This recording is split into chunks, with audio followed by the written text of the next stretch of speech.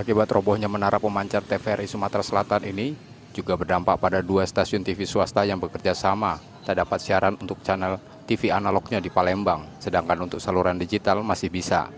Kapolsek Ilir Barat 2 Palembang yang datang ke lokasi menerangkan robohnya menara setinggi 40 meter dari total 100 meter tersebut akibat angin kencang Senin sore kemarin. Polisi juga memasang garis polisi di lokasi kejadian agar tidak ada orang yang melintas di dekat pemancar yang roboh karena dapat membahayakan. Jadi tower ini tingginya kurang lebih 100 meter, yang patah itu kurang lebih 40 meter, dan masih tergantung di tower bawahnya. Jadi sampai saat ini tidak ada rumah yang tertimpa atau bangunan lain yang tertimpa, dan untuk korban jiwa juga tidak ada.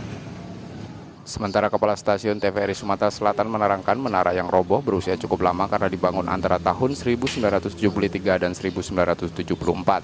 Kota Palembang diguyur hujan deras dan angin kencang pada Senin sore kemarin. Selain merobohkan menara TVRI Sumatera Selatan, sejumlah pohon di berbagai tempat juga roboh. Patut diduga angin puting beliung. Saking kencangnya sehingga tower kita roboh sebagian. Imbasnya sendiri Pak untuk?